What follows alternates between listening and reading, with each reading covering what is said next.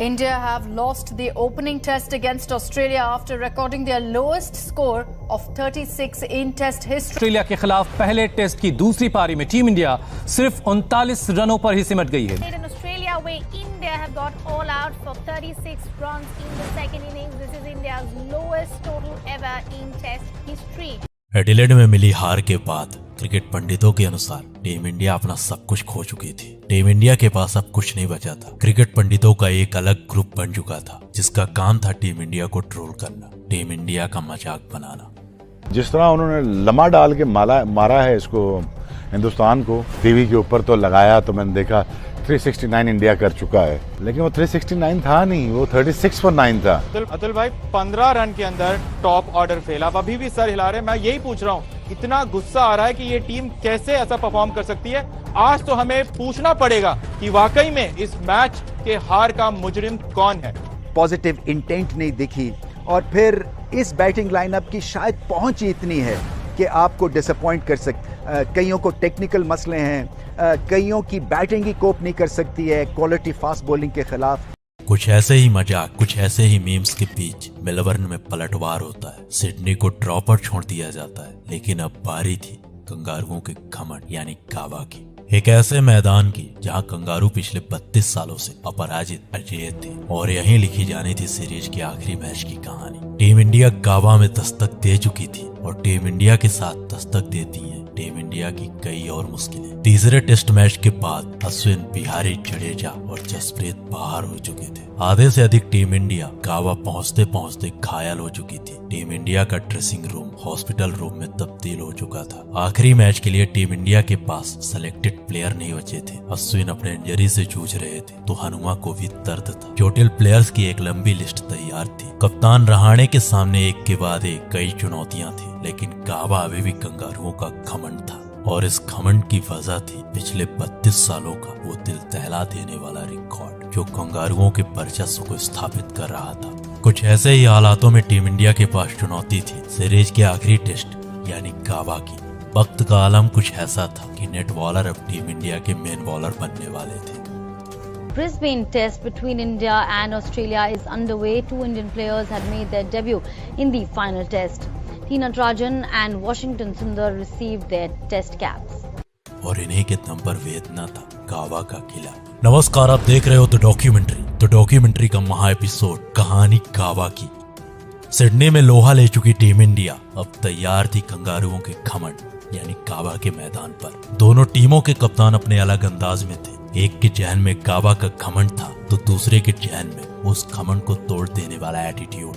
32 सालों से अपराजित कंगारू कप्तान अपने घमंड के साथ मैदान पर उतरते हैं तो वहीं रहाणे अपने शालीन स्वभाव के साथ टॉस के लिए आते हैं। टॉस में एक बार सिक्का फिर से कंगारुओं के पक्ष में गिरता है। टॉस जीतकर कंगारू कप्तान ने पहले बल्लेबाजी करने का निर्णय लिया। कंगारुओं की टीम एक बार फिर से नए ओपनिंग पेयर के साथ उतरने वाली थी और टीम इंडिया में 4 नए बदलाव हुए थे। वशिंगटन सुंदर, शार्दुल ठाकुर और टी नटराजन पहली बार टीम इंडिया के जर्सी में नजर आने वाले थे। अब ना तो टीम इंडिया के पास जसप्रीत बुमराह थे, ना ही रविचंद्रन अश्विन, ना तो बिहारी और ना ही जडेजा का जादू था। ऐसे हालात में अगर टीम इंडिया के पास कुछ था तो सिर्फ और सिर्फ हौसला। सीरीज के हर मैच की तरह कंगारुओं की ओपनिंग खराब रही। एक बार फिर से कंगारू ओपनर डेविड वार्नर 4 के स्कोर पर मोहम्मद सिराज का शिकार बन गए। सिराज ने अपने पहले ही ओवर में डेविड वार्नर को अपना शिकार बना लिया था। स्कोर में कुछ रनों का इजाफा होता है कि कंगारुओं के दूसरे ओपनर शार्दुल ठाकुर का शिकार बन चुके थे। अपने पहले ही ओवर की पहली गेंद में कंगारुओं के दूसरे ओपनर को पवेलियन का रास्ता दिखा चुके थे। अब मैदान पर थे स्मिथ और लावुसेन, कंगारुओं की जान और शान, जो टीम इंडिया के लिए सरदर्द बनने को तैयार थे। परंतु कप्तान रहाणे के पास स्टीव का हल था। उन्होंने वशिंगटन को बॉल थमाकर स्टीव को अपने जाल में फंसा लिया। टीम इंडिया की एक बड़ी मुश्किल खत्म हो चुकी थी, लेकिन लावुसेन अभी भी क्रीज पर थे। पर अगले ओवर में रहाणे की एक गलती कंगारुओं को मैच में वापसी करा देता है। नवदीप सैनी के ओवर में कप्तान रहाणे से कैच छिटक जाता है और उसे एक गलती का फायदा लावुसेन ने जबरदस्त उठाया।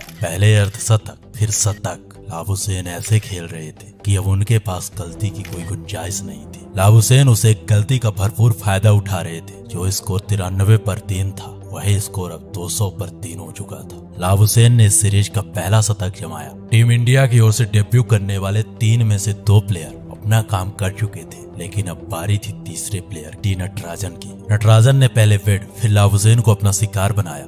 देखते ही देखते पूरी कहानी बदल चुकी थी। कंगारू एक बार फिर से बैकफुट पर नजर आ रहे थे। देखते ही देखते नटराजन ने कंगारुओं को खदेड़ मारा, परंतु कंगारुओं के कप्तान और पिछले मैच के हीरो ग्रीन एक बार फिर से टीम इंडिया पर आक्रमण करने को तैयार थे। दोनों ने मिलकर पहले पारी को संभाला और दिन का खेल खत्म होते होते ऑस्ट्रेलिया 274 पर 5 विकेट थी। पहले दिन का मैच लगभग कंगारुओं के पक्ष में था। अब टीम इंडिया के पास सिर्फ एक ऑप्शन था। कावा के दूसरे दिन टीम इंडिया का पलटवार। मैच का दूसरे दिन का खेल शुरू होता है। कंगारू अपने तेज शुरुआत के साथ 300 के पार पहुंच चुके थे। कप्तान पिन का अर्धशतक लग चुका था। धीरे धीरे कंगारुओं की टीम एक बार फिर से मजबूत स्थिति में पहुंच चुकी थी, लेकिन एक बार फिर से शार्दुल और वाशिंगटन ने कंगारुओं को समेटने का काम किया। शार्दुल ने पहले पिन का शिकार किया और वाशिंगटन ने ग्रीन को चलता किया। कंगारुओं का जो स्कोर 300 में 5 था, वही स्कोर 317 में 8 हो चुका था। अंत में शानदार फिनिशिंग के बदौलत कंगारुओं की टीम 371 में ऑल आउट हो चुकी थी। टीम इंडिया की ओर से डेब्यू कर रहे शार्दुल ठाकुर, वाशिंगटन सुंदर, टी नटराजन तीनों ने शानदार परफॉर्मेंस दी और ऑस्ट्रेलिया को एक बड़े स्कोर से पहले रोक लिया। टीम इंडिया के गेंदबाज अपना काम कर चुके थे, लेकिन अब बारी थी भारतीय बल्लेबाजों की। भारत की ओर से पारी की शुरुआत कर रहे थे हिटमैन और शुभमन गिल। कंगारुओं की तरह टीम इंडिया की भी शुरुआत कुछ खास ना रही। टीम इंडिया को पहला झटका मैच 11 के स्कोर पर लग चुका था और 60 का स्कोर पहुंचते पहुंचते रोहित शर्मा भी कंगारुओं का शिकार बन चुके थे। बारिश की वजह से दूसरे दिन का खेल रुक चुका था। अब सबकी निगाहें थी आखिरी टेस्ट के तीसरे दिन पर।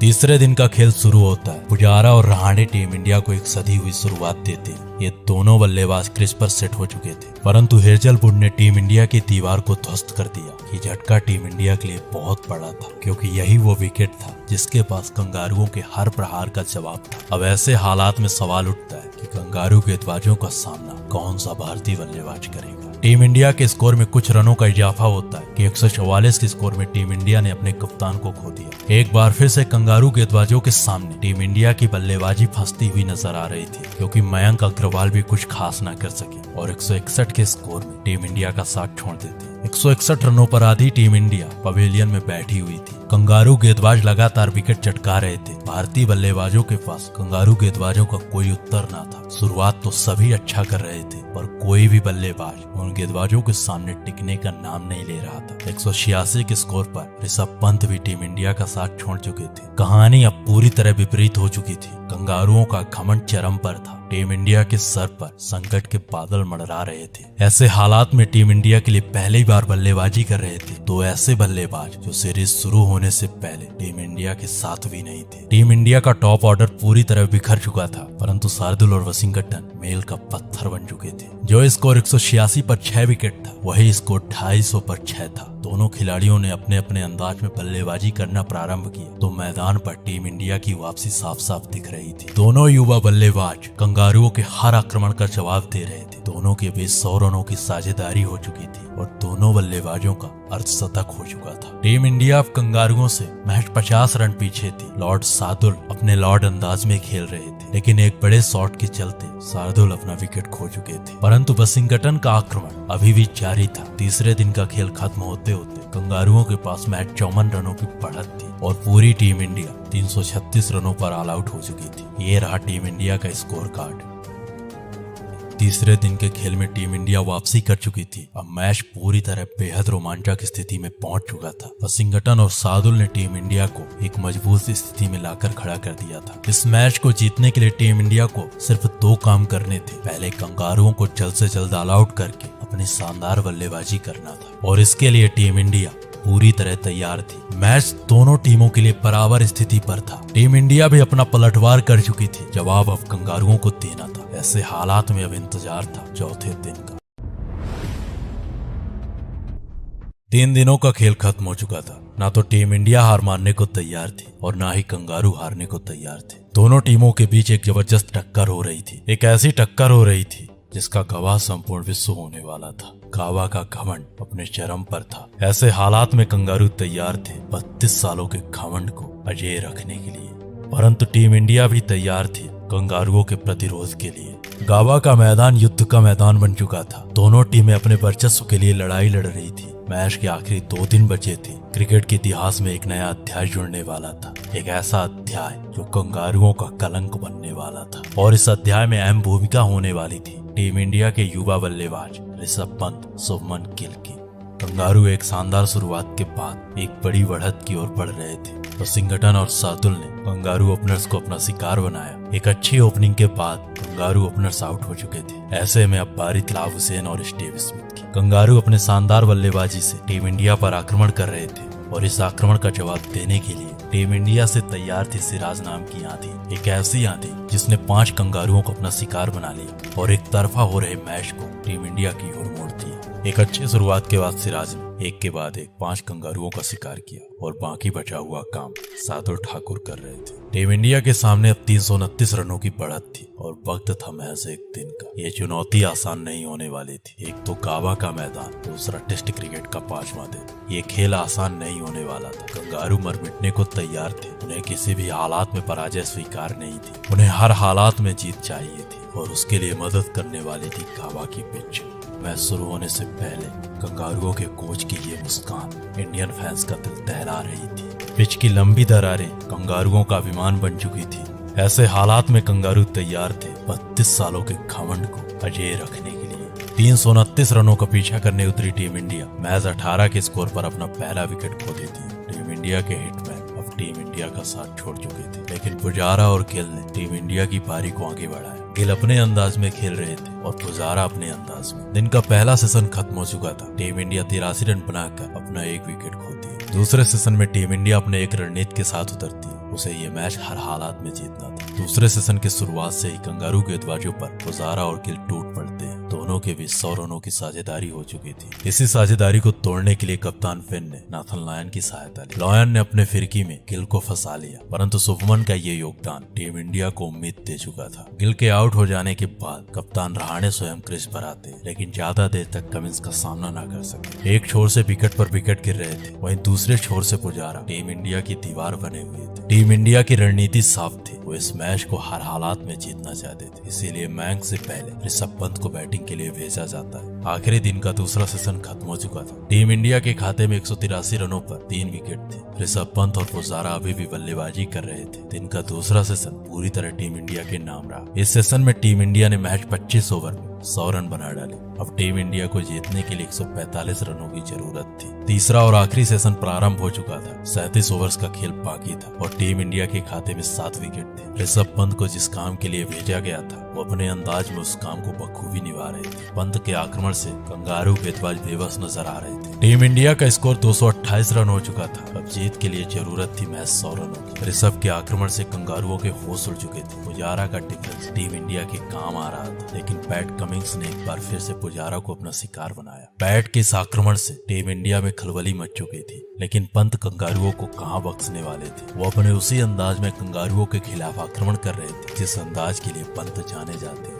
पंत की 50 आ चुकी थी। अब टीम इंडिया को जीतने के लिए 16 ओवर में 74 रनों की जरूरत थी, लेकिन ये मैच आसानी से खत्म नहीं होने वाला था, क्योंकि ये मैच था उस मैदान में जहां कंगारू पिछले 32 सालों से अपराजित थे। पुजारा के बाद मयंक भी टीम इंडिया का ज्यादा देर तक साथ न दे सके, लेकिन वशिंगटन और पंत ने एक बार फिर से टीम इंडिया की उम्मीदों को जिंदा रखा। जब टीम इंडिया को 10 रनों की जरूरत थी, तब वशिंगटन कंगारू गेंदबाजों का शिकार बन चुके थे, लेकिन वशिंगटन की शानदार पारी ने पूरे मैच को खत्म कर दिया था। टीम इंडिया का स्कोर 325 पर 7 विकेट हो चुका था और मेन स्ट्राइक पर थे ऋषभ पंत। अब सबकी निगाहें ऋषभ पंत पर थी और पंत के शॉट के बाद कंगारुओं का वो घमंड टूट जाता है वो रिकॉर्ड जो पिछले 32 सालों से अपराजित अजय होने का था। टूटा है गाबा का घमंड। जीत गई है मुकाबला भारत और 2-1 से श्रृंखला भी जीत ली है।